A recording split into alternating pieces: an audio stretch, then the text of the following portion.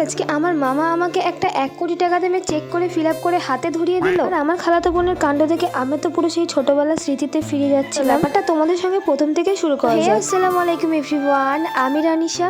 আর এটা হচ্ছে আমার নানি বাড়ির সেকেন্ড ব্লগ। আর আজকে আমি রান্না করব। আর আজকে গিয়েছিল আমার নানিমা ডাক্তার দেখাতে, আর ওখান থেকে আমাকে ফোন করে বলেই দিয়েছে যে আজকে লেট হবে, তো রান্নাটা এখন আমাকেই করতে হবে। এখানে আমার মামিকে আলু কুটতে বসিয়ে দিয়েছি, হেল্প করছিল আমার মামি আমার সঙ্গে, আর আমি এদিকে রান্না করছিলাম। আর আমি রাতের মতো করছিলাম ডিম আলু। আর আমি কিন্তু এই ফার্স্ট টাইম রান্না করিনি, এর আগেও অনেক কবার রান্না করেছি। রান্না করে অনেক প্রশংসাও পেয়েছি, তো তার জন্য তো রান্না করতে ভালো লাগে না। এদিকে পুরো রান্না হয়ে যাওয়ার মতো হয়ে গেছে। এই রান্নাটা কষিয়ে দিয়ে আমি চলে গেছিলাম দোকানে খাবার খেতে। রাস্তায় গিয়ে দেখি তো রাস্তাটা পুরো ফাঁকা। তারপর খাবার নিয়ে চলে আসলাম বাড়ি, আর সব কিন্তু কমপ্লিট। আর তারপরে বাড়ি এসে দেখছি আমার খালামা আবার মোমো নিয়ে এসছে। নানিমা ডাক্তার দেখাতে নিয়ে গেছিল আমার খালামাকে, আর এখানে বাড়ি এসে দেখছি আবার মোমো নিয়ে চলে এসছে। আর আমি তো মোমো লাভার, তো আমি একটুখানি ভিডিও ক্লিপ নিয়ে আমার খাবার দিকে ব্যস্ত হয়ে গেছিলাম। কিছুক্ষণ পর আমরা আবার ওই খেতে বসে গেছিলাম। আর এখানে আমার নানিমা বলছে কি ব্লগার হয়েছে যে খাওয়ার সময়ও ভিডিও করতে হয়। আর এখানে আমার নানিমা বলছে তরকারিটা সত্যি খুব সুন্দর হয়েছে, এরকম আমিও রান্না করতে পারিনি। নানিমা বলছিল যে খাওয়া হয়ে গেছে, এবার বেদানাগুলো ছাড়িয়ে খেয়ে তারপরে ঘুমাবি।